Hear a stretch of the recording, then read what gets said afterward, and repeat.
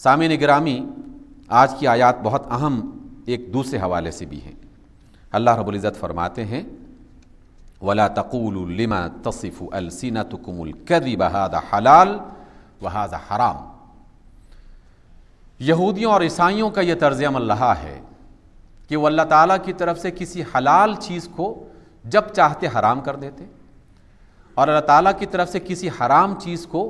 جب چاہتے وہ جائز اور حلال بنا دیتے۔ تو اللہ نے اس کی مذمت فرمائی اور فرمایا کہ دیکھو، جو تم اپنی زبانوں کو موڑ کر اور اس میں لفظوں کا ہیر پھیر استعمال کر کے کسی کو حلال اور کسی کو حرام بنا دیتے ہو، لِتَفْتَرُوا عَلَى اللَّهِ الْكَذِبَ، تاکہ تم اللہ پر جھوٹ باندھ سکو اور اللہ کی طرف اس کو منسوب کر دو۔ ان الذین یفترون علی اللہ الکذب، تو جان لو کہ جو شخص بھی اور جو لوگ بھی اللہ پر جھوٹ باندھتے ہیں اور کوئی غلط بات اللہ کی طرف منسوب کرتے ہیں، لا یفلحون، وہ کبھی کامیاب نہیں ہوں گے۔ اس وجہ سے ہر وہ کام جسے اللہ نے ناجائز بنا دیا ہے اس کو دنیا کی کوئی طاقت جائز نہیں کر سکتی،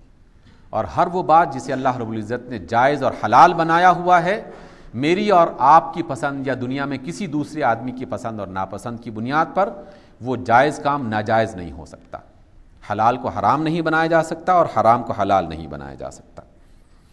پھر فرمایا کہ جو لوگ ایسا کرتے ہیں اور ایسا کرنے کی بنا پر جو تھوڑا بہت انہیں فائدہ مل جاتا ہے، یہ یقیناً بہت ہی تھوڑا سا فائدہ ہے، اور دنیا کی زندگی کا سارا مال و متاع جو ہے وہ سارا بھی متاع قلیل، بہت ہی تھوڑا سا فائدہ ہے۔ اور پھر آخرت میں کیا ہوگا؟ وَلَهُمْ عَذَابٌ أَلِيمٌ، ان کے لیے آخرت میں بہت ہی المناک اور دردناک قسم کا عذاب ہوگا۔ وَعَلَى الَّذِينَ هَادُوا،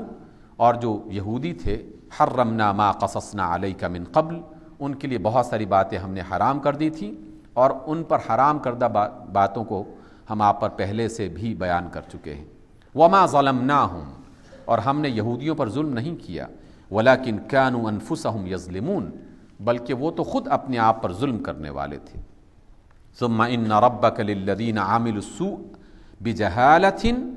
اور پھر بے شک آپ کا رب، رسول اللہ صلی اللہ علیہ وسلم کو خطاب کر کے بات کہی جا رہی ہے کہ جنہوں نے کوئی غلطی کی، غلط کام کیا، کوئی گناہ کیا،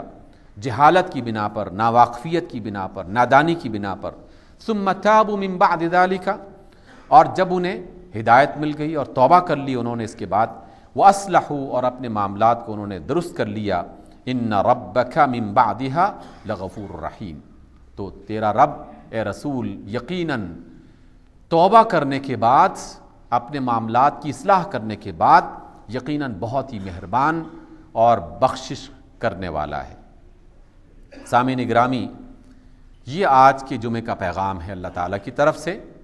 کہ اللہ نے جس چیز کو حلال بنایا ہوا ہے اسے ہم حرام نہ بنائیں، اور جسے حرام بنایا ہوا ہے اسے اپنی طرف سے حلال نہ بنائیں۔ اور دوسرا پیغام کہ اللہ تعالیٰ کی طرف سے جو چیز حلال کی گئی ہے اس کے لیے خاص طریقہ اور راستہ بھی متعین کیا گیا ہے، اور اگر کوئی شخص اس طریقے اور راستے کو بدل دے گا تو بعض اوقات اس کی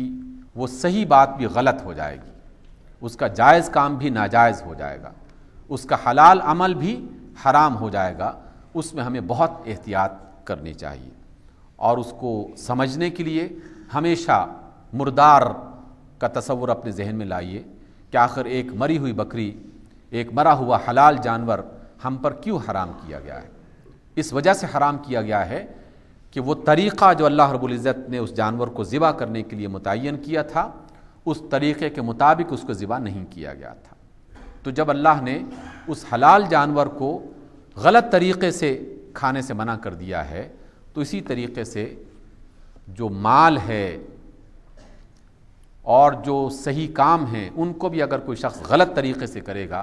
تو یقیناً وہ بھی ناجائز ہو جائیں گے۔ اللہ تعالی ہمیں حلال اور حرام کے معاملات کو نہ صرف سمجھنے کی توفیق دے بلکہ اس پر اپنی زندگی بھر عمل کرنے کی ہمت اور توفیق عطا فرماتا رہے۔ اقول قولی ھذا واستغفر اللہ لی ولکم۔